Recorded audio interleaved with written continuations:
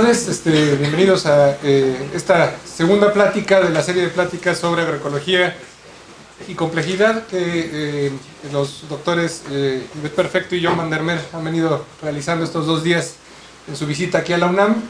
Una visita para cuya organización le damos las gracias a Mariana Benítez, que ha sido fundamental para que hayan podido venir aquí, y al Instituto de Ecología. Y entonces el día de hoy, en su visita aquí al CEICH, la doctora Ivette Perfecto nos va a hablar sobre complejidad ecológica y manejo de plagas en café. Nos da mucho gusto que nos visite. La doctora Ivette Perfecto estudió biología en la Universidad del Sagrado Corazón en Puerto Rico. Posteriormente estudió una maestría en biología en la Universidad de Michigan, donde también hizo un doctorado en ecología y recursos naturales, y donde trabaja hoy en día en Ann Arbor, en la Universidad de Michigan, como profesora de recursos naturales y ambiente. Ella ha trabajado los temas de biodiversidad y agroecología, en particular enfocándose al papel de los artrópodos en la articulación de los agroecosistemas, tanto en sistemas de agricultura rural como urbana. Y bueno, es autora de muchísimos libros en torno a la agroecología, por supuesto los más conocidos, ¿no? Breakfast of Biodiversity, Nature Matrix y por supuesto la agroecología del café. Ella ha participado en muchas iniciativas también de extensión y de participación política como agroecóloga, y bueno, pues además de una larga trayectoria trabajando en ecosistemas cafetaleros, en particular en Chiapas, en México. Ella nos está visitando el día de hoy, lo cual nos da muchísimo gusto, y pues ya sin más le damos pie a la doctora Perfecto para que nos dé su plática. Bueno, muchas gracias. ¿Me pueden oír? No se oye, ¿verdad? Ahora, apriétale. No, esto no dice. El verde, acá. Ahí está, aquí. Ahí está.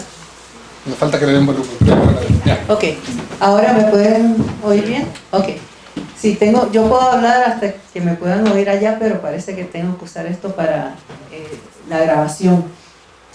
Bueno, gracias, Lev, por la introducción. Gracias a Mariana y a Lev y a los demás compañeros por la invitación. Es la primera vez que estoy aquí en la UNAM y bueno, hemos pasado 2 días muy estimulantes, aprendiendo del trabajo que están haciendo aquí. Hoy voy a hablarles de un trabajo que hemos estado haciendo ya por muchos años en Chiapas, México, en la zona del Soconusco, zona cafetalera. Llevamos trabajando ahí por muchos años y pues queremos compartir un poquito de lo que hemos estado haciendo allá. Primero, esta es una pintura, una obra de Robert Wagstaff de Hawái, y esta pintura pues básicamente refleja el debate que se estaba dando en ecología sobre el balance de la naturaleza, pero más bien sobre la diversidad y la estabilidad, ¿no?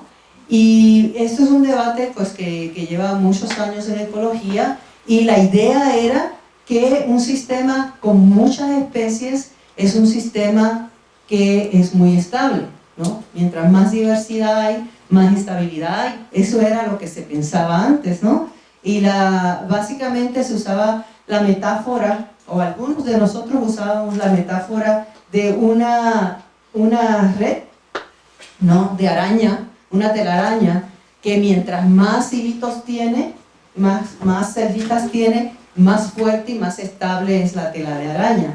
Entonces esa metáfora pues se usó en ecología por muchos años. Claro, esto cambia en 1972 con la publicación de Robert May de este artículo que salió en Nature, que se llama, o que lo tituló ¿Pueden las comunidades grandes, complejas, ser estables? ¿No? Se hace esa pregunta, y la contestación a esa pregunta es no. A mayor número de especies en una comunidad, más inestable es. O sea, la conclusión de May fue que a mayor número de especies, más inestable es la comunidad.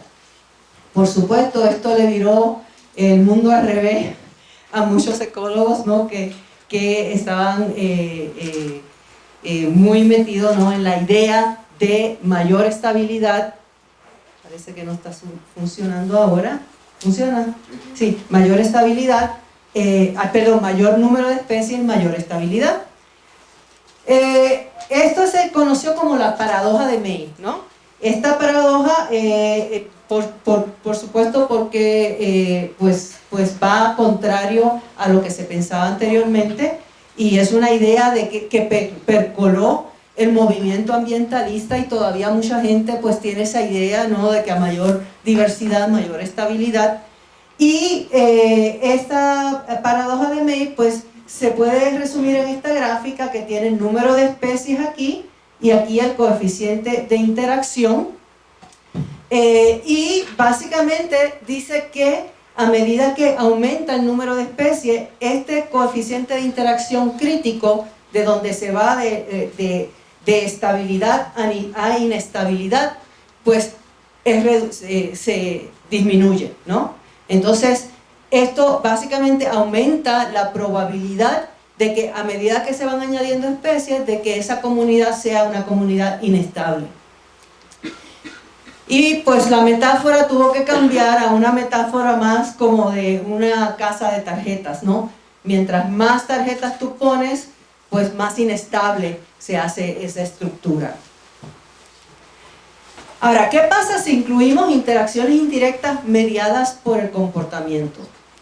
¿Qué son interacciones indirectas mediadas por características que no es densidad necesariamente?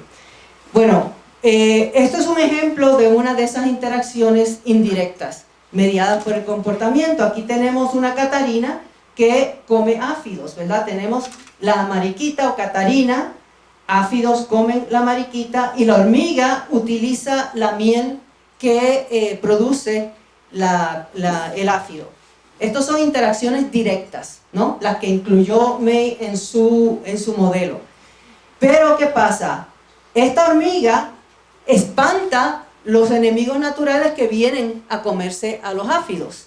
No necesariamente los mata y los consume, ¿no? No es una relación necesariamente trófica, pero básicamente espanta, altera la relación entre la mariquita o la catarina y el áfido, ¿no? Estos son interacciones indirectas mediadas por el comportamiento.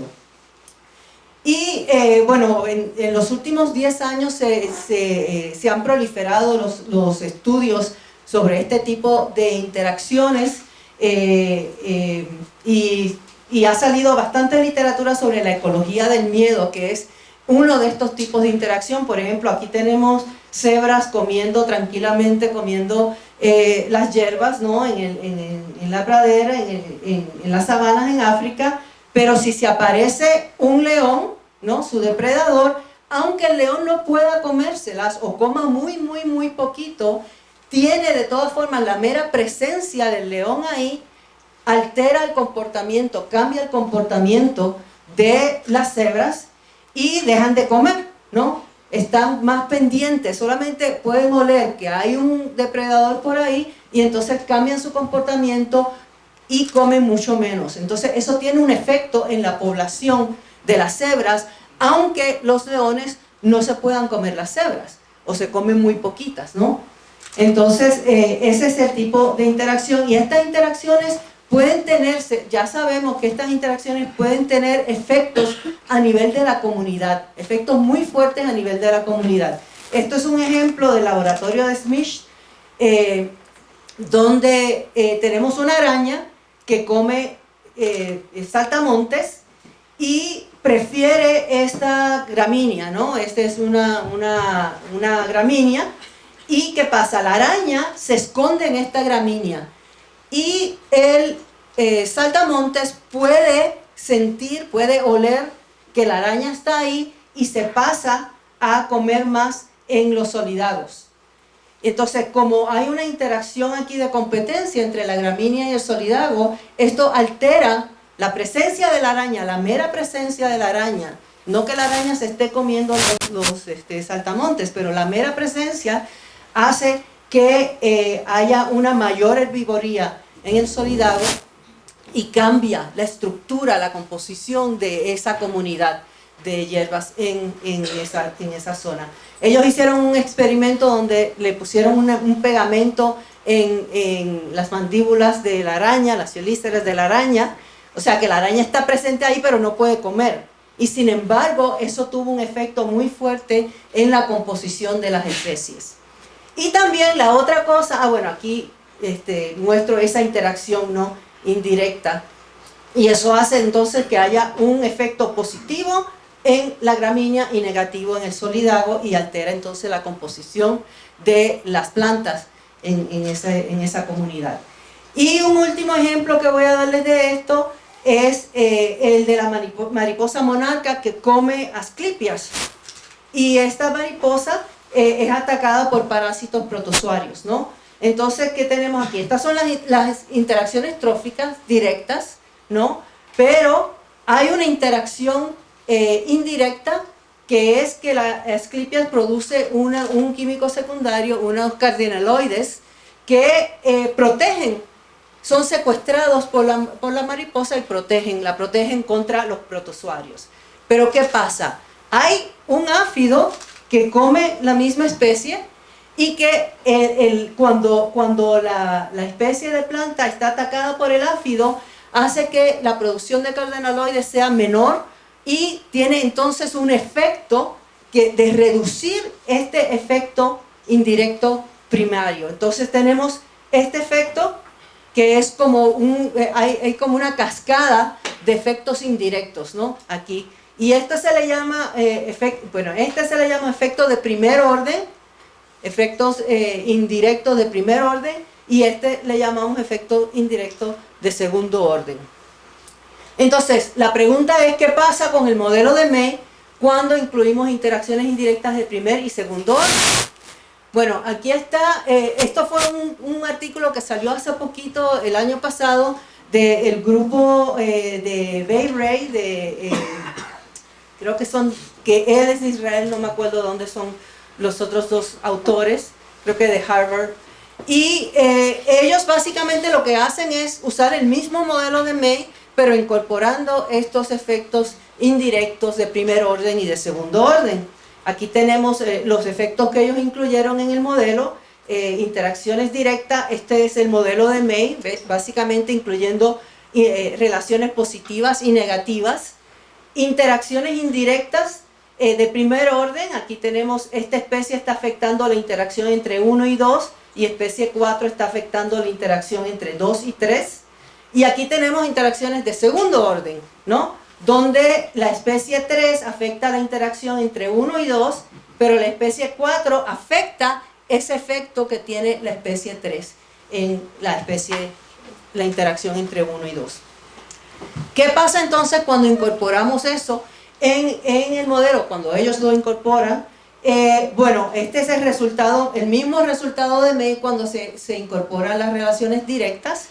Cuando se incorporan interacciones indirectas de primer orden, se pierde por completo ese efecto.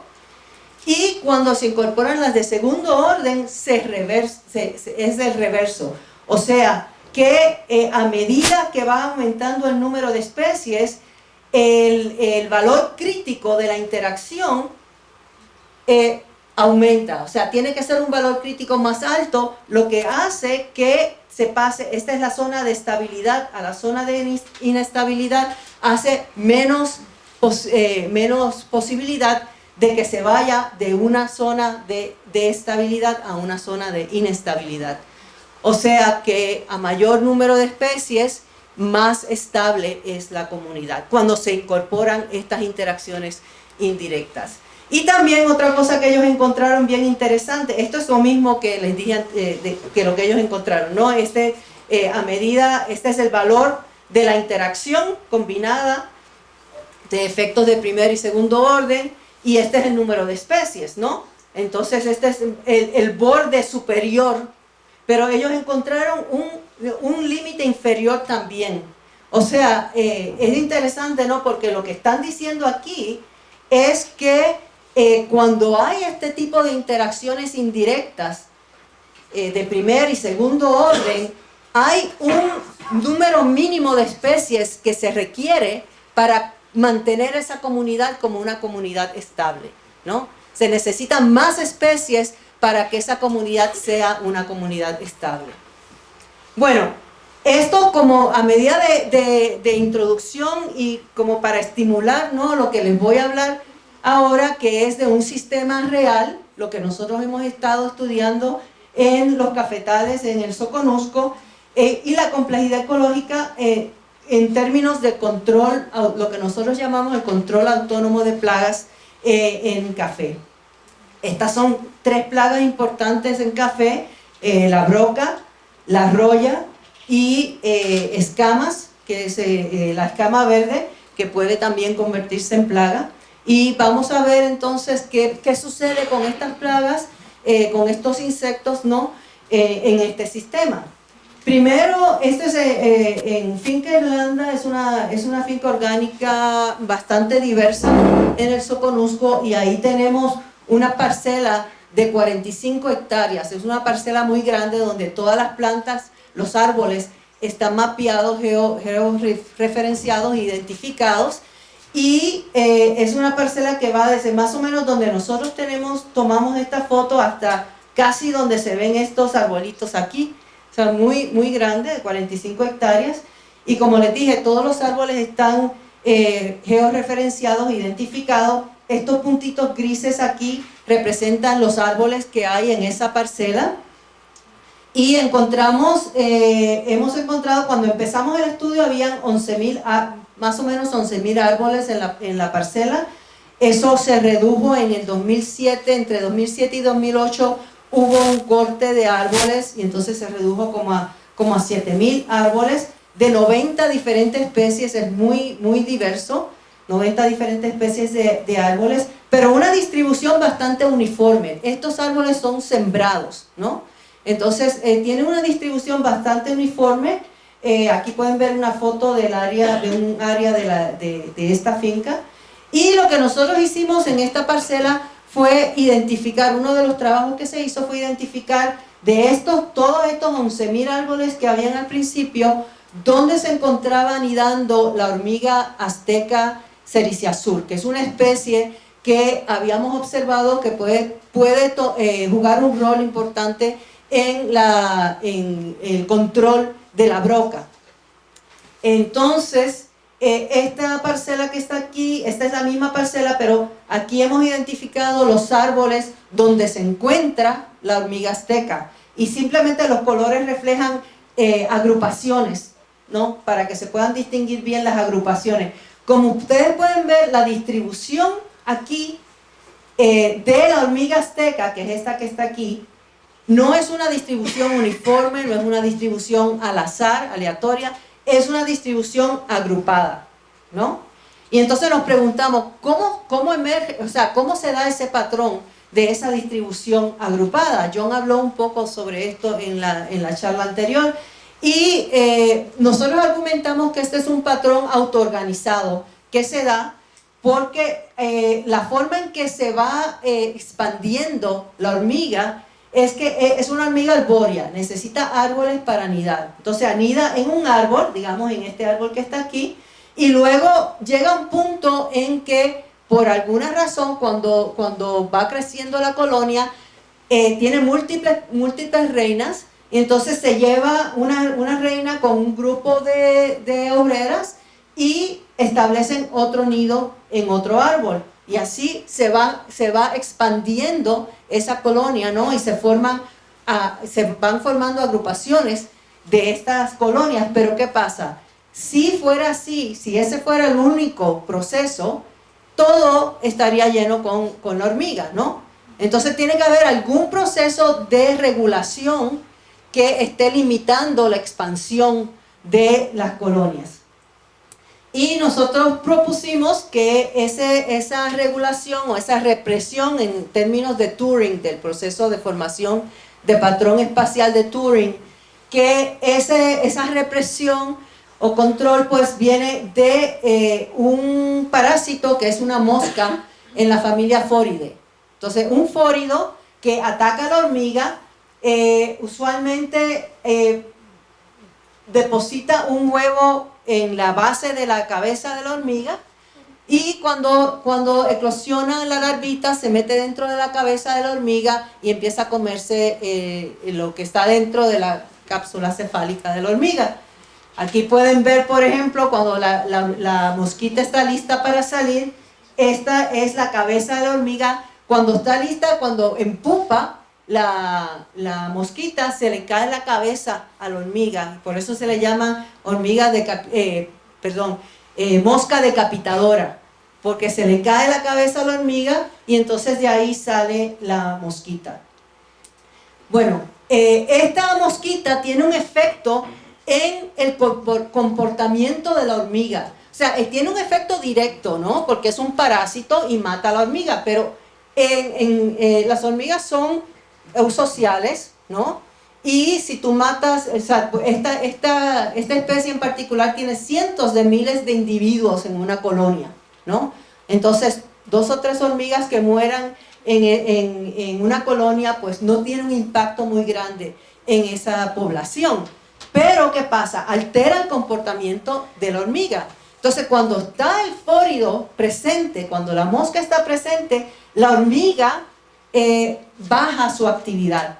Básicamente la hormiga se paraliza, o se esconde, se mete dentro de su nido y la actividad de esa hormiga baja como en 50%.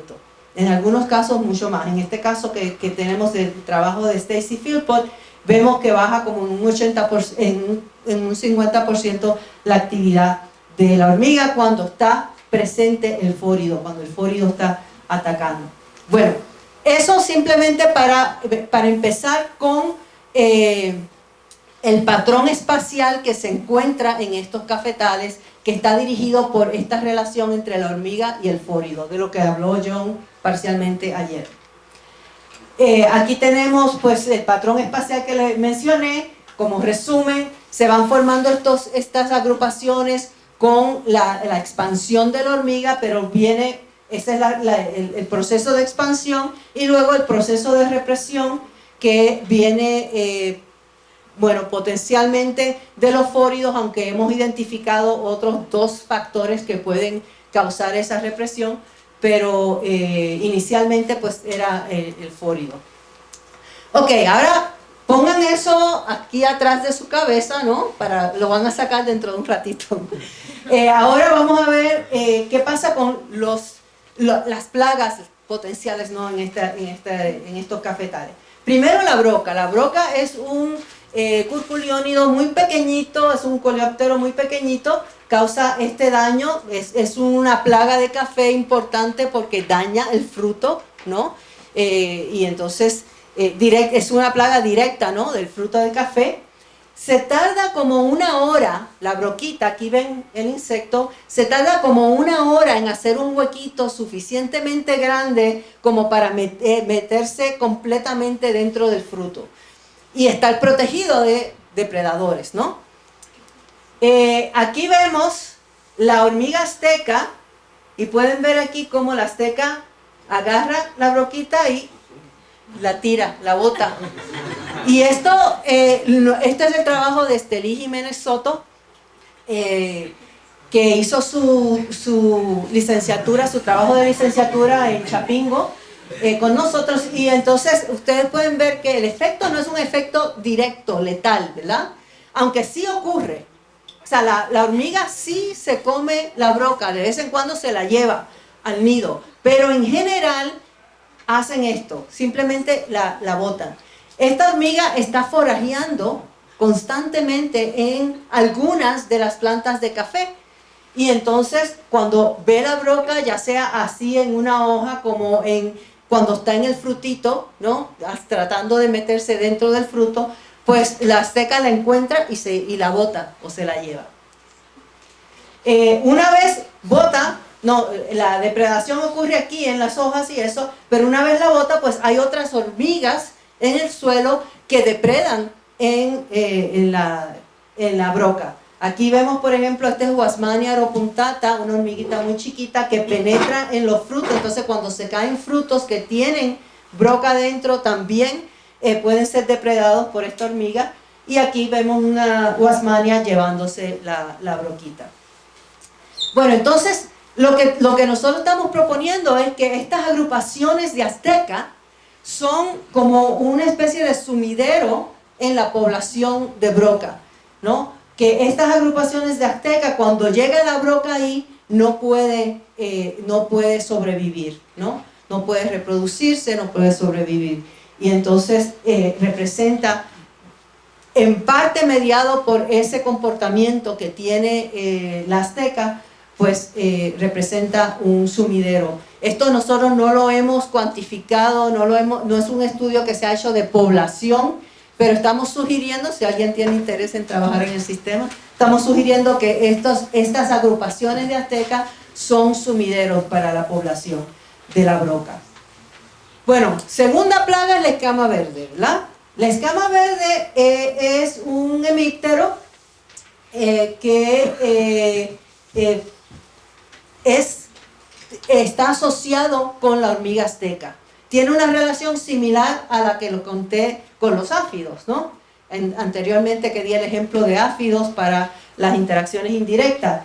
Esto es una escama, esto es otra escama aquí, y como pueden ver, la escama está produciendo una gotita de miel ahí, y la hormiga está llevándose esa gota de miel, aquí la pueden ver un poquito mejor, y esa miel que van recogiendo de las escamas es una de las fuentes principales, o la fuente principal de energía para la colonia. Entonces, cuando las hormigas están anidando en los árboles, ellos están patrullando constantemente plantas de café que quedan cerca del árbol donde están anidando, ¿no? No anidan en el café, pero forrajean en los cafetos que están cerca del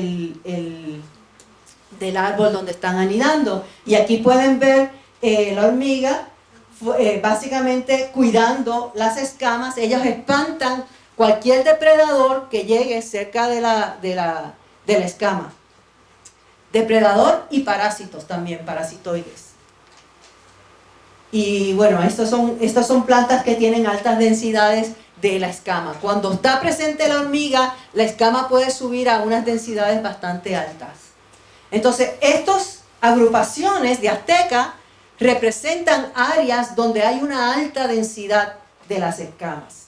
Y sabemos que las aztecas están protegiendo a las escamas de algún depredador, porque hicimos un experimento, este es el trabajo de Shinsuke uno de mis estudiantes, y cuando nosotros hicimos experimentos de exclusión, ¿no? Donde ponemos tanglefoot, que es una sustancia pegajosa para excluir las hormigas.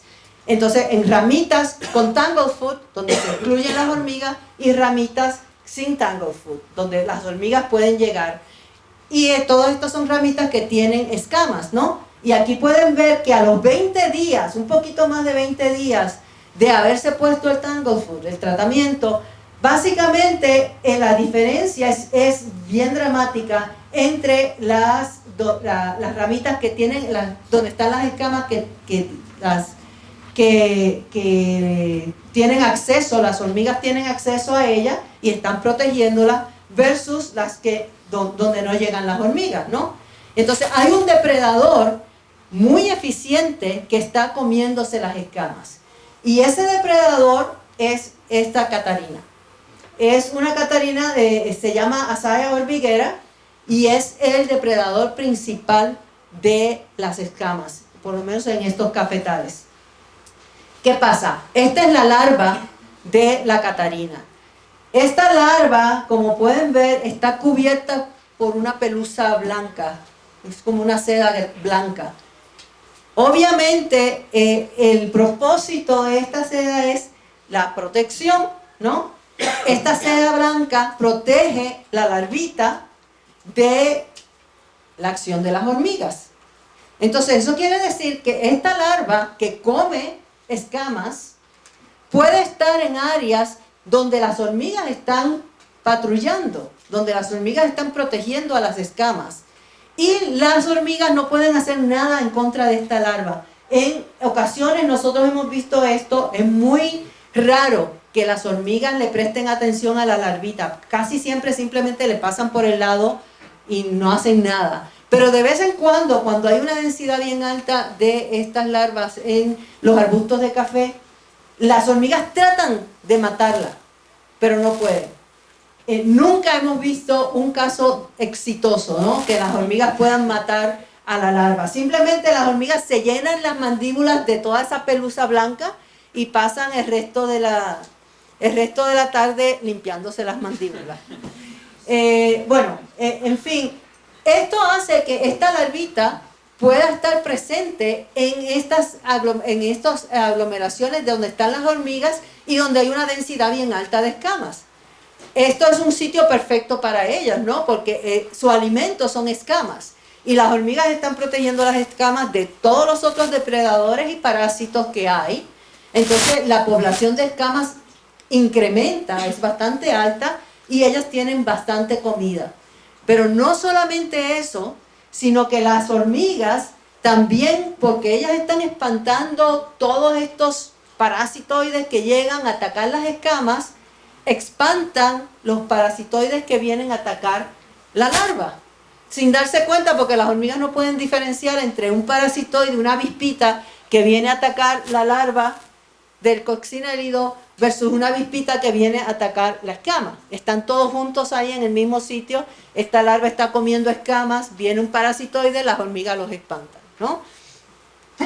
Y aquí vemos pues la larvita comiendo escamas y aquí vemos una pupa del coccinélido con los huequitos por donde sale la avispita. Este es el parásito. Esto es uno de como 5 parásitos que hemos descubierto ya que atacan la larva de los coccinélidos. Pero este ataque de los parásitos es mucho más alto en las áreas fuera de donde está la azteca que en las áreas donde está la azteca, ¿no? En las áreas donde está la azteca protege a la larva contra sus parásitos. Entonces tenemos la situación que el adulto del coccinélido no puede estar en estas áreas donde están las hormigas, porque las hormigas inmediatamente la atacan y el adulto no tiene ninguna protección. Igualmente el adulto simplemente se va volando, ¿no? Pero de vez en cuando las hormigas pueden agarrar al adulto y matarlo. Y hemos visto algunas situaciones así. Aquí, como podemos ver, está dando la orden de ataque. Bueno, entonces tenemos una situación bien interesante, ¿no? Porque tenemos esa distribución espacial donde hay parches con hormigas, con azteca, y parches sin azteca, ¿verdad? Tenemos una situación que en los parches con azteca, la larva del coccinélido está muy bien, está comiendo, está siendo protegida de sus parasitoides por la azteca, pero el adulto es atacado continuamente por las hormigas. Entonces el adulto no puede estar ahí. En las áreas sin hormigas, la larva del coccinélido no se desarrolla muy bien porque está atacada por los parasitoides. O sea, hay muchos parasitoides y atacan la larva del coccinélido, pero los adultos están felices y contentos, no están siendo atacados por las hormigas y pueden volar de planta en planta comiéndose las escamas que llegan a esas plantas, ¿no? Entonces están proveyendo control biológico de las escamas en el resto de la finca. Se me olvidó mencionar que las áreas con hormigas, los clústeres, ¿no? Las agrupaciones de las hormigas, representan entre 5 y 10% del área de esa parcela, ¿no? Entonces es un área pequeña donde están las hormigas, ¿no? Pero el área donde no están las hormigas se benefician de la presencia de las hormigas porque los coccinélidos se pueden reproducir y el adulto coccinélido va de planta en planta comiéndose las escamas que hay en esas plantas donde no están las hormigas. Ahora, una de las preguntas que nosotros nos hicimos es ¿cómo es que Asaya protege sus huevos de las hormigas? Porque si llegan ahí, tienen que llegar ahí a ovipositar, ¿verdad? porque ahí es donde están las larvas, donde se desarrollan las larvas en las agrupaciones donde están las hormigas, ¿no? Y entonces, ¿cómo le hacen ellos para poder ovipositar y proteger sus huevos? Porque los huevitos no tienen ninguna protección. Si tú pones un huevito en una hoja de café y hay hormigas, la hormiga inmediatamente la encuentra y se la lleva. Entonces, ¿cómo le hacen ellos para proteger sus huevos? Número 1 y número 2, ¿cómo encuentran las plantas? Porque como les dije, es como realmente entre el 3% y 9%, algo así, del área que tiene estos clústeres, ¿no? Entonces, ¿cómo hacen ellas para encontrar las plantas y lograr ovipositar cuando están las hormigas ahí? Bueno, la respuesta a la primera pregunta la encontramos por pura casualidad, una vez que estábamos haciendo otro estudio de escamas y resulta que volteamos una escama y encontramos esto. Esto que está aquí es un huevo del coccinélido, ¿no? De Azalia hormiguera. ¿Y qué pasa? Aquí tenemos el huevito de Azalia. Entonces, lo que están haciendo las hembras de las azayas cuando están listas para ovipositar es que ellos esconden sus huevos debajo de las escamas, ¿no? Entonces, aquí, debajo de todas esas escamas, nosotros luego empezamos a buscar y encontramos que sí, es realmente frecuente, ¿no? Que uno encuentra huevitos de azaya debajo de las escamas. Es un sitio perfecto para la hembra depositar o esconder sus huevos, porque cuando sale la larvita, el primer instar de la larva, no tiene la pelusa blanca, no está protegida. Entonces, cuando eclosiona la larva, puede empezar a comer escama y a veces se come también como los juveniles de las escamas y empieza a comer. Y entonces no es hasta que llega a su segundo instar que puede salir porque ya tiene la pelusa. Entonces tiene alimento, está escondida, protegida de las hormigas y una vez llega a su segundo instar puede salir y puede caminar por ahí, las hormigas ya no pueden comérsela, ¿no? Ahora, ¿cómo le hacen ellas para encontrar las plantas que tienen hormigas y que tienen una alta densidad de escamas? Bueno, nosotros hicimos estudios de olfactómetros. Una estudiante mía, Shinje Yen, hizo un estudio donde hizo pruebas con olfactómetros, ¿no? Que son, tú le pones olores diferentes, tienes una cajita, le pones olores, diferentes tipos de químicos para ver cómo reacciona el coccinélido, ¿no? Ella hizo esto con las hembras y los machos de coccinélido, poniéndoles hormigas, ¿no? El extracto de las hormigas o hormigas que estaban vivas. Y entonces lo que ella encontró fue que los coccinélidos machos no responden a ningún tipo de feromona que producen las hormigas. No responden a nada. Ellos responden a otras hembras de coccinélidos y a las escamas, ¿no? Pueden oler las escamas y responden a eso. Las hembras responden a las hormigas, pero responden al químico que liberan las hormigas cuando llegan los fóridos. ¿Se acuerdan de los fóridos que les hablé anteriormente? ¿No? Que los fóridos básicamente reducen la actividad de la hormiga. Entonces, cuando llegan los fóridos, y aquí ustedes pueden ver unas hormigas que tienen una posición media rara, ¿no? Para las hormigas, si se fijan bien, están paradas, tienen como dos patitas así hacia arriba y las mandíbulas abiertas y el abdomen metido así. Es una forma de protección, ¿no? Y de alerta, y se paralizan completamente. Las que están, cuando llega un fórido, ataca a una hormiga y esa hormiga libera una feromona de alarma que le dice a las demás compañeras: cuidado, llegaron los fóridos, ¿no? Paralícense. Y se quedan paralizadas, no se mueven. o las que están un poquito más lejos se van para su nido o se esconden. Entonces, los coccinélidos, hembras, pueden responder, o sea, pueden sentir, pueden percibir esas feromonas que producen las hormigas cuando llegan los fóridos y usan eso como una ventana de oportunidad para poder esconder sus huevos.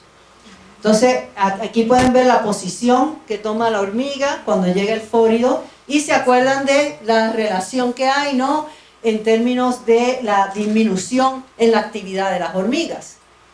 Aquí pueden ver, este es un video de allá de lejos, probablemente no se puede ver muy bien, es un poco borroso, pero les voy a explicar qué es esto. Esto es en una de esas jaulitas de hacer experimentos, ¿no?, con insectos. La hormiga está aquí, este es el zipper para abrir la cremallera, para abrir la jaulita, y aquí pueden ver el fórido. Y el fórido básicamente está volando por encima de la hormiga, sabe que hay una hormiga ahí porque puede sentir, ¿no?, el olor de la hormiga, los químicos, las feromonas de la hormiga, pero la hormiga está paralizada y el fórido tiene una visión muy baja. El fórido no puede ver la hormiga muy bien y solamente la puede ver cuando la hormiga se está moviendo. Por eso la hormiga se paraliza cuando llega el fórido. Entonces aquí pueden ver, la hormiga está completamente paralizada. El fórido llega, está dándole vueltas, nunca ataca. Se va por un ratito y luego regresa y vuelve a dar vueltas cerca de la hormiga, pero la hormiga está ahí paralizada. No es hasta que la hormiga no se empieza a mover que el fórido pues puede verla y entonces puede atacar. Entonces ahí lo tenemos de nuevo, el fórido cerquita, y llega muy cerca de la hormiga, pero nunca ataca. Si la hormiga está paralizada, fórido nunca ataca. Bueno, entonces Asaya usa este comportamiento, ¿no?, que genera este comportamiento de la hormiga como una ventana de oportunidad para ovipositar. ¿Y qué pasa? Bueno, aquí como manera de resumen tenemos la hormiguita con el fórido, libera una feromona en particular que no hemos podido identificar, pero sabemos que es una feromona en particular que causa la reacción de parálisis en las otras hormigas. ¿Y qué pasa? Las otras hormigas se paralizan, adoptan su posición, ¿no?, de protección contra el fórido, y mientras tanto los coccinélidos están ahí, han logrado descifrar el lenguaje de las hormigas, ¿no?, la comunicación de las hormigas, y están ahí pendientes. Cuando sucede eso, entonces llega el coccinélido y la hembra, ¿no?, y oviposita. Una cosa extraordinaria también de este estudio es que les dije que solamente la hembra reacciona a la feromona de la hormiga, pero no solamente eso, las hembras que están apareadas, si no se han apareado, reaccionan negativamente a las feromonas de la hormiga. Después que están apareadas, sienten una atracción a la feromona de la hormiga, y no solamente eso, sino que hay una relación positiva entre el número de días después que se aparean las catarinas y la atracción que tienen a ese químico de la hormiga. O sea, mientras más listas están para ovipositar, más rápido reaccionan y más positivamente reaccionan a la feromona de la hormiga. O sea, es una relación súper estrecha entre estos organismos. Bueno, para resumir esta partecita, cascadas de interacciones indirectas mediadas por el comportamiento, ¿no? Lo que incluyeron Bayrey y colegas en su modelo para demostrar que a mayor diversidad, mayor estabilidad en la comunidad. Aquí tenemos las relaciones directas que tenemos en este sistema: escama verde, hormiga, ¿no? La hormiga se come la miel de la escama verde, el adulto y larva de coccinélido se come la escama verde, y esto es simplemente la relación de reproducción aquí de la catarina. Y el fórido, que es un parásito, ¿no? Tiene una relación trófica con la hormiga, es un parásito de la hormiga. Estos todos son relaciones directas, ¿no? Pero ¿qué pasa? Tenemos la relación indirecta mediada por el comportamiento, que es que la hormiga afecta la habilidad de la catarina de comerse la escama verde.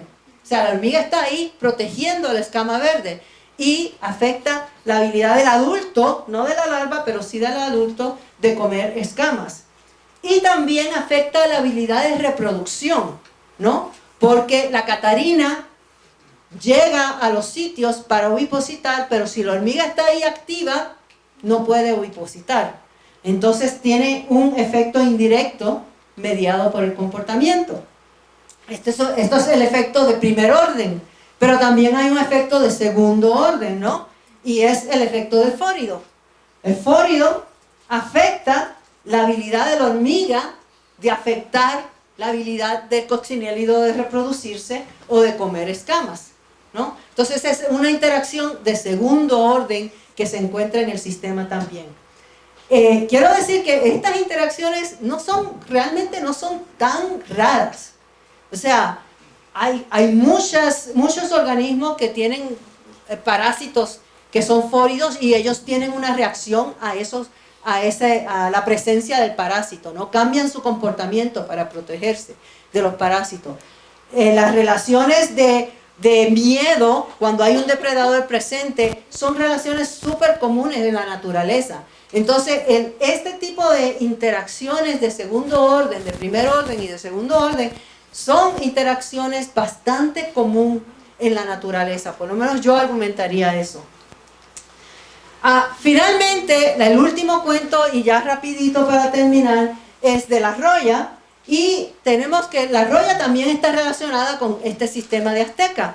¿Por qué? Bueno, si se fijan aquí, ven que esta es la roya, la roya es un hongo que ataca el café, ha sido devastador, empezó un brote de roya en el 2012 y ha seguido todavía, no está completamente controlado, ¿no? Estas son las manchitas con esporas de la roya, pero si se fijan bien, hay unas manchitas blancas ahí, ¿no? Esas manchitas blancas es un hongo. Pero les voy a explicar qué es lo que pasa. Aquí está la hormiga azteca, aquí están las escamas. ¿Se acuerdan que yo les dije que cuando están las escamas asociadas con la hormiga, la población de escamas es bien alta, ¿no? ¿Qué pasa? Cuando la población de escamas es bien alta, son atacadas por un hongo que se llama Lecanicilium lecani. Antes era Verticillium. Este hongo es un hongo parasítico, ¿no? que ataca a la escama, y también se le llama el hongo de halo blanco, porque forma como un halo blanco las hifas del hongo alrededor de la escama. Y aquí pueden ver el efecto del hongo en las escamas. Resulta que ese hongo es el mismo hongo, es la misma especie que ataca a la roya también, que es un micoparásito de las esporas de la roya. Entonces tenemos, cuando esto es lo que acabo de decir, cuando está en altas densidades, Coccus viridis es atacado por Lecanicilium lecani, y Lecanicilium lecani es un micoparásito de la roya. Entonces lo que está pasando, aquí podemos ver un ejemplo, ¿no? de la roya siendo atacada por Lecanicilium lecani. Y lo que nosotros estamos proponiendo que está pasando, y tenemos datos para decir esto, es que en estas concentraciones, estas áreas de concentración o de agrupaciones de azteca, hay altas densidades de escamas. Las escamas son atacadas, cuando llegan a una cierta densidad, son atacadas por el Lecanicilium lecani, y de ahí, de esas concentraciones, entonces salen esporas de Lecanicilium lecani que atacan la roya, ¿no? que pueden atacar la roya. Y tenemos datos que muestran esta relación negativa entre áreas de concentración de Lecanicilium lecani y ataque de roya en las plantas de café.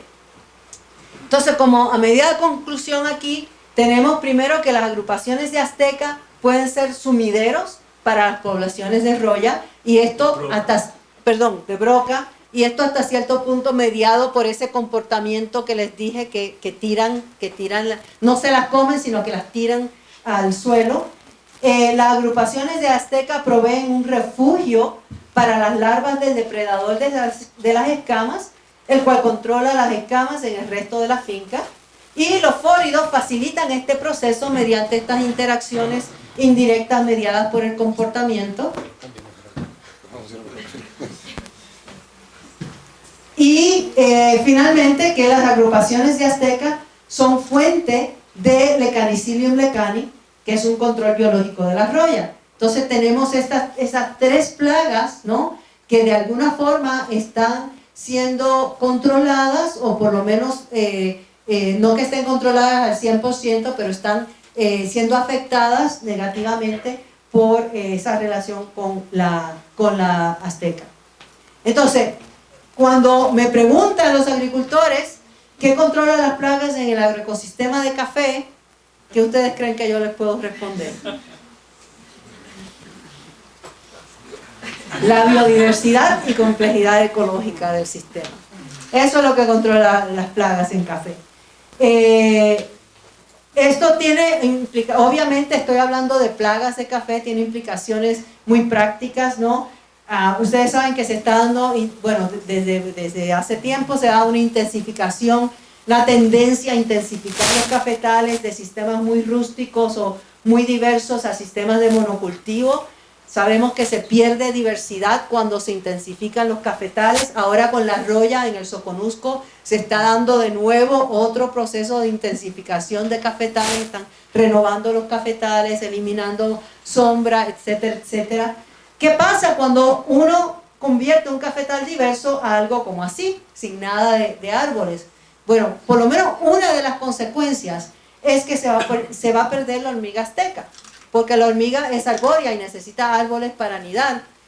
Si tú eliminas de esta red compleja de interacciones, si tú eliminas la hormiga azteca, estás eliminando una de las especies claves en esa red de interacciones directas, indirectas, de primer orden, de segundo orden.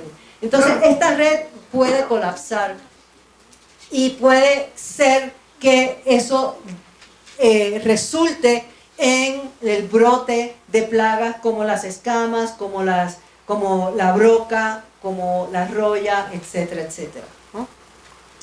Y finalmente, para terminar, los agricultores, muchas veces yo trabajo con hormigas, ¿no? Y cuando voy a hablar con ellos, le digo, yo trabajo con hormigas, esto y lo otro. Sí, ¿cómo puedo eliminar las hormigas? Bueno, siempre está. ¿Cómo podemos nosotros comunicarle a los campesinos sobre estas interacciones complejas y en particular sobre la azteca? Bueno, pues sabemos que los juegos, pues la gente se entretiene con juegos y pueden aprender mucho. Los juegos, bueno, son parte de la sociedad humana desde hace miles de años. Y lo que yo con Luis García y John Vandermeer hemos estado trabajando en este sistema, y Luis nos ayudó a desarrollar, bueno, él desarrolló un juego que le llama ajedrez azteca. Es una forma de comunicar estas interacciones indirectas, porque es muy difícil para los agricultores ver estas interacciones. Ellos pueden ver los organismos, ellos saben que la hormiga está cuidando a la escama, ellos o ellas saben que pueden hasta ver un parásito que ataca la hormiga, aunque es un poco difícil de verlo, pero pueden verlo, etcétera, etcétera, ¿no? Ellos ven la catarina comiéndose las escamas, etcétera. Las interacciones directas las pueden observar. Estas interacciones indirectas de primer y segundo orden son muy difíciles de observarlas. Entonces, con el propósito de comunicar estas interacciones y la complejidad de la naturaleza, desarrollamos este juego que se llama ajedrez azteca. Tiene estos componentes: el fórido, la hormiga, la miel que producen las escamas, coccinérido, larva y adulto, y un parásito, uno de los parásitos del coccinérido, ¿no? Y tienen ciertas reglas, ¿no?, que incluyen los efectos directos tróficos, así como los efectos indirectos, como el fórido espanta a la hormiga, ¿no? es un efecto indirecto mediado por el comportamiento, etcétera, ¿no? Y Luis ha estado pues jugando este juego, haciendo talleres con agricultores y jugando el juego, y luego reuniéndose con ellos, hablando sobre esta complejidad. Y no es una cosa, como dije anteriormente, no es para que ellos conozcan este sistema en particular, ¿no? Sino para que tengan una mejor idea de la complejidad de la naturaleza, de que alterando algo en un sitio pues puede cambiar, sin uno darse cuenta, de sorpresa, puede cambiar el sistema y generar pues consecuencias no esperadas. Entonces ese es el propósito del juego, y hasta ahora pues ha sido muy exitoso. Luis ha hecho muchos talleres en la zona donde él trabaja, en Chiapas, y a veces hasta los niños juegan el juego. Y este es bueno, se probó primero con un club de jugadores de ajedrez. Algunos de ustedes lo han jugado, estoy segura, porque Luis lo ha llevado por todos lados. Y este es un agricultor que participó en uno de los talleres, y él es también tallador de madera, y entonces un día llegó a la oficina de Luis con este juego tallado que él lo hizo, ¿no? Y aquí pueden ver, es súper bonito, ¿no? Aquí pueden ver la larvita de coccinélido, y cuando uno la voltea está el adulto. Aquí está, aquí está el adulto, ¿no? Pero tú volteas al adulto y está la larvita. Y bueno, los parasitoides, todos están ahí. Es don Pablo Gómez Sánchez, que es un caficultor de Chiapas. Y lo último que hemos hecho es con una estudiante de pregrado en la Universidad de Illinois. Yo di una charla sobre este sistema y ella se interesó mucho, y ella está en la Facultad de Ingeniería, y me dijo, yo puedo hacer una aplicación sobre esto porque me interesa. Ella es de India. Me interesa llevar esto a los agricultores de India, y allá todo el mundo pues usa los teléfonos, smartphone y todo eso. Entonces ella desarrolló una aplicación con el ajedrez azteca. Todavía no está descargable, pero dentro de poco va a estar descargable. Y bueno, esta es la última versión ahí del ajedrez azteca para un cell phone. Y bueno, con eso pues les doy muchas gracias por su atención, y no sé si tienen alguna pregunta.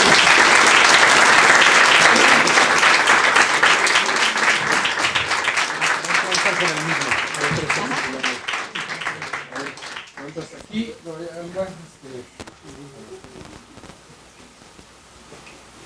hola, buenas tardes, muchas gracias. En esta configuración, por ejemplo, que muchos autores han descrito como el paisaje del miedo, ¿tienen alguna idea de alguna proporción o configuración espacial mínima necesaria de las hormigas, por ejemplo, de los nidos, para que funcione todo el sistema dentro del agrosistema del café? O sea, es decir, ¿cuántos hormigueros son necesarios para que todo esto funcione? Y otra, pensando en la complejidad y en la diversidad, este es en un sistema manejado, que es el café, que es, bueno, con una intención de cultivar el café. Pensando en un ambiente de máxima diversidad, como sería las mismas selvas en el café, ¿cómo funciona este sistema? ¿Existe acaso? Sí. Bueno, gracias por la pregunta, las dos preguntas. La primera, realmente no, en términos de la extensión, no sabemos, o sea, yo me imagino que lo que estás preguntando es que si hay una densidad mínima de nidos bajo el cual el sistema ya no funciona y colapsa, y no sabemos eso. Lo que sí pasó una vez, ¿verdad? Nosotros, como les dije anteriormente, tenemos esta parcela de 45 hectáreas, ¿no? Y en esta parcela, al principio, habían como unos 300 nidos de azteca, una proporción muy pequeñita, estaban así agrupados, pero habían como unos 300 eran, ¿verdad? 300 y pico de nidos, ¿no? ¿Qué pasa? Cuando cortan los árboles, y nosotros tenemos todo un modelo hecho sobre esto, y la predicción, bueno, va a disminuir la capacidad de carga de las hormigas porque están en los árboles. Cuando cortan una proporción de árboles, no todos, ¿verdad? Se llegó a 7.000, de 11.000 a 7.000 árboles. ¿Qué pasó? Que el número de aztecas subió en vez de disminuir, ¿no? Y no estamos muy seguros por qué fue esto, pero John hizo con unos compañeros un modelo donde incorpora el cambio en, digamos, el rango de operación de los diferentes enemigos naturales que tiene la azteca. Y cuando tú cambias la densidad de los árboles, pues podemos asumir que algunos de los rangos de dispersión o de movimiento de los enemigos naturales, inclusive el parasitoide, la mosca, pues cambia también.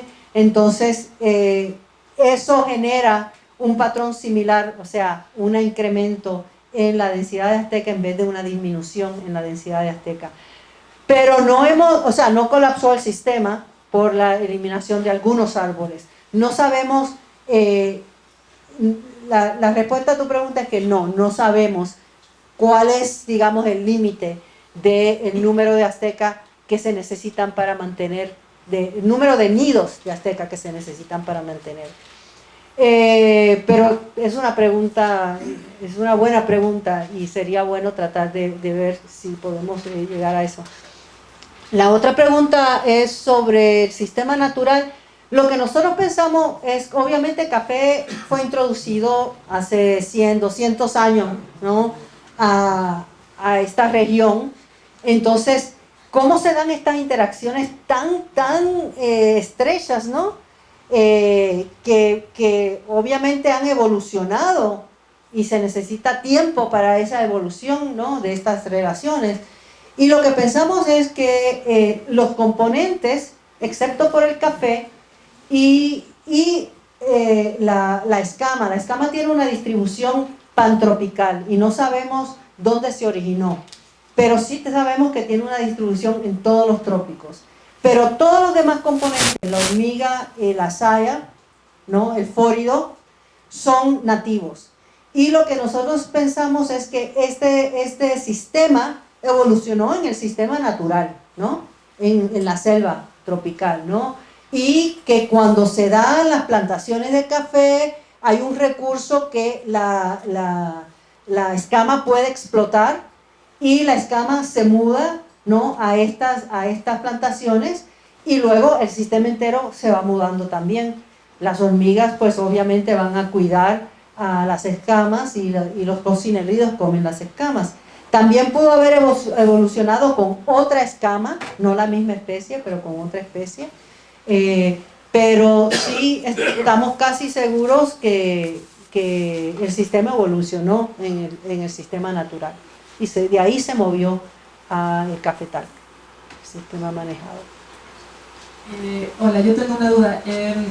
Siguiendo esta última parte de tu respuesta, asumiendo que este sistema ya evolucionó de manera natural y luego fue como cooptado dentro de los cafetales, ¿ha podido observar si hay una preferencia de estas escamas sobre especies de rubiácea? Porque hay mucha rubiácea en toda la zona de la selva de Chiapas, ¿no? En los diferentes tipos de selva, o sea, son altamente diversas las rubiáceas dentro de la selva.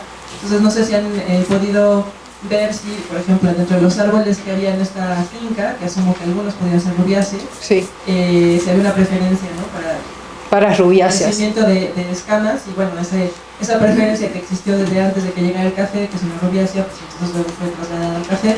Es una pregunta. Y la otra pregunta es, ustedes están ilustrando de manera súper interesante cuáles son las interacciones directas e indirectas entre parásitos, parasitoides, etcétera, y cómo esto últimamente beneficia a las fincas de café, digamos, agroecológico. Han podido también hacer a lo mejor no ustedes, pero colaboradores de ustedes, hacer una cuantificación del rendimiento. Es decir, se pudo comparar rendimiento en un sistema, digamos, agroecológico de cultivo de café, teniendo toda esta red trófica y de interacciones versus aquella en donde hayan aplicado herbicida o hayan, bueno, por algún motivo hayan roto, digamos, esta red de interacciones. Sí. Y ya la última pregunta es, ¿Azteca tiene alguna especie de árbol específico que le guste o es generalista? Bueno, empezando por la última, que es la más fácil de contestar. Cuando nosotros vimos la distribución de la azteca, eso fue lo primero que pensamos, que la azteca está respondiendo a ciertas especies de árboles y esos árboles están agrupados. O sea, que es un factor exógeno que está causando ese patrón. Y probamos, analizamos los datos y no hay ninguna preferencia por ningún árbol. Luego, ahora más recientemente, después que se cortaron árboles y eso, parece que hay una tendencia hacia los isotes. Hay muchos isotes porque se usan como marcadores en las fincas. Y hay una cierta preferencia muy débil, pero una cierta preferencia a los isotes. Pero eso no explica la distribución espacial que tiene la azteca. Eso por un lado. Por otro lado, la primera pregunta sobre las rubiáceas, la verdad es que no he visto los datos, o sea, no recuerdo, no hemos visto si hay una preferencia a las rubiáceas en términos de la escama. Pero la escama es bastante generalista. O sea, no es... esta es la escama que ustedes ven en las plantas en sus casas también. O sea, es una escama, tiene una distribución pantropical, bueno, hasta si es dentro de las casas, también en las zonas templadas. En la finca la vemos en varias otras, otras plantas, incluyendo o en particular los cítricos. Entonces hay cítricos que no son rubiáceas, son rutáceas.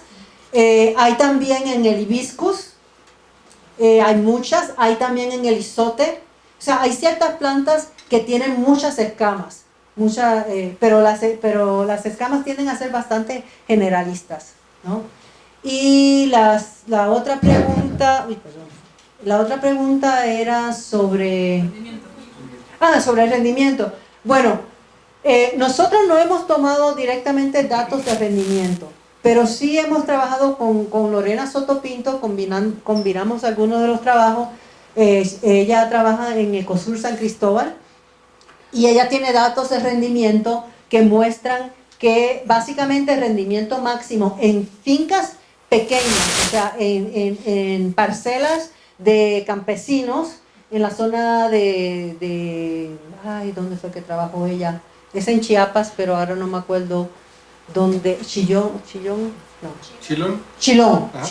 En la zona de Chilón fue donde ella hizo su trabajo, que la cima del rendimiento ocurre más o menos como unos 40-50% de sombra, ¿no? Y hay mucho menos en los cafetales que tienen muy poquita sombra o nada de sombra, y mucho menos en los que tienen mucha sombra. Entonces esa relación sí existe. Algunos de nuestros estudiantes han tomado datos así puntuales de rendimiento, o sea, de producción de fruto de café con relación a la azteca, ¿no? Y no han encontrado una relación, o sea, no hay una relación estadísticamente significativa. Pero el problema con eso también es que tú tienes el árbol de sombra. El árbol te está generando sombra, te está generando fuente de nitrógeno, porque muchos de estos árboles son ingas también. O sea, la mayoría de los árboles en el cafetal son inga, pero pueden estar, si es una inga o alguna leguminosa, puede estar aportando nitrógeno, y además está la interacción con la azteca. Entonces no hemos podido separar esos efectos hasta ahora. Ricardo. Es muy interesante, Gracias. Toda su conferencia. Yo le he visto a usted usar la palabra modelo en más de una ocasión. ¿Usted se refiere a modelos de ecuaciones diferenciales? ¿O podría comentar un poco más sobre eso? Sí, el modelo de May es de ecuaciones diferenciales. No, los de ustedes. Los que ustedes tienen. No, el modelo que desarrollamos con respecto al patrón espacial de la azteca, ese es un modelo de automata celular. Sí.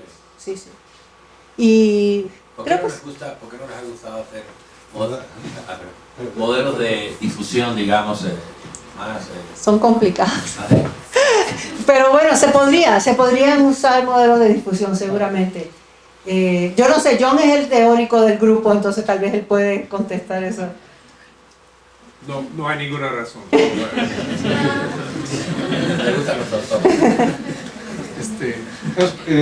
¿Tenemos tiempo para más preguntas a este lado? Una más. Muchas gracias.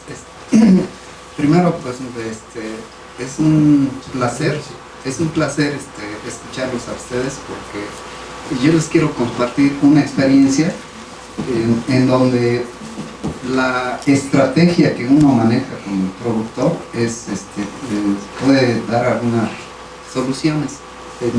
Yo no lo apliqué en café, sino en un huerto de calabazas. Entonces hay una hormiga, ¿cómo se llaman? Arrieras, que cortan. Entonces las dueñas del huerto estaban enojadísimas y querían usar DDT para combatirlas. Entonces lo que hice fue una especie de terapia y les dije, mejor díganme todo lo que se les ocurra hacer con esas malvadas. Y la primera dijo, no, pues vamos a localizar el hormiguero y le agregamos agua caliente. Otra dijo, no, pues vamos a echarle gasolina y un cerillo encendido. O sea, todas estaban enojadas. Entonces, al final, una de ellas propuso algo que se me hizo muy interesante, porque se salió de la tendencia central, que es agredir, destruir. Dijo, vamos a darles de comer. Y yo no sé hablar mixteco, ellas sí saben. Entonces me dijeron, bueno, yo pregunté, ¿qué les vamos a dar de comer? Pues vamos a darle de comer nucutucué, nucutucuá, no sé qué sea eso, pero es mixteco. Cuajilotes y naranjas aguzanadas. Y dije, bueno, los cuajilotes sí los conozco. ¿Y dónde hay? Vieron y dijeron, allá. Entonces fueron a bajarlos, llevaron unas como costales. Y ya cuando llevaron las cuajilotes, les pregunté, ¿y ahora qué hacemos? Y la que pedían soluciones dijeron, eso déjenoslos a nosotras. ¿Qué fue lo que hicieron? Localizar las entradas de los hormigueros y ahí depositaron cerca el cuajilote. Y las hormigas dejaron de estar molestando a las calabacitas. Aquí hay un modelo topológico que se llama aproximativo. Todo ser vivo tiende a la economía de la energía. No hay uno que no siga esta regla. Entonces, si a mí me ponen a la entrada de mi casa lo que necesito, pues no necesito ir a Estados Unidos de bracero. No iría yo, ¿sí? Porque si está ahí cerca, pues ahí voy. Entonces, fue lo que hicieron, dejaron de molestar. Y entonces dije, entonces es la cercanía del recurso lo que ocasiona eso. O sea, sí solucionó. Entonces, algunas personas me dijeron, no, pues lo que estás haciendo es crear plagas. Pero curiosamente estas hormigas, estas mujeres, lo que hacen es cosecharlas y los asan y se los comen. Son unas, ¿cómo le llaman esas hormigas? Sí. Bueno, son las arrieras, chicatanas le llaman. Chicatanas, sí. Entonces, solucionaron el problema de forma muy elegante. No usaron DDT ni demás, pero este modelo se me hace muy interesante, pero solamente que aquí la incertidumbre todavía existe. ¿Por qué? Porque hay veces, aunque tengan la comida ahí cerca, se van lejos. Entonces, hay veces, esa cuestión, pues yo no la sé responder. Debe haber algún factor ahí que las obligue a ir a pesar de tener cerca. Es como decir, bueno, tengo a mi esposa, voy y busco. Perdón, muchas gracias, un placer. Bueno, muchísimas gracias por la intervención y realmente me recordó, bueno, primero que las hormigas arrieras es la causa de la razón por la cual los agricultores y las agricultoras, cuando yo les menciono que trabajo con hormigas, siempre me dicen, no, ¿cómo podemos deshacernos de ellas? Porque lo que piensan es en las hormigas arrieras, obviamente, que pueden ocasionar bastante daño. Pero también me recuerda el cuento de fue mi primera estudiante, Helda Morales, que es profesora ahora en Ecosur. Y Helda, cuando estaba trabajando con agricultores en agricultores mayas en Patzún, en Guatemala, ella hizo una entrevista, ¿no? Ella empezó a preguntarle a los agricultores cómo manejan sus plagas. Y la primera reacción de los agricultores fue, no, pues si nosotros no tenemos plagas. No, pues si no tenemos problemas de plaga. Y ella pues estaba bastante nerviosa porque ese era el tema de su tesis de doctorado, ¿no? Y entonces, y ella sabía que, o sea, ella había estado allá y sabía que ellos hacían algunos manejos y cosas.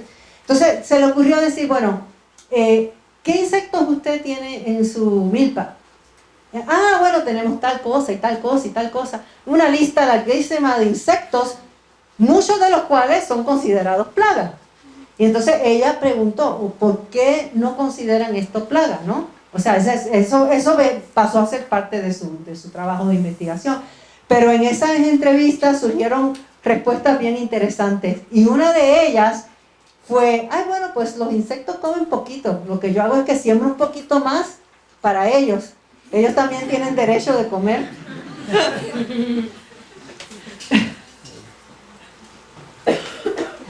Si no hay más, si no hay más preguntas,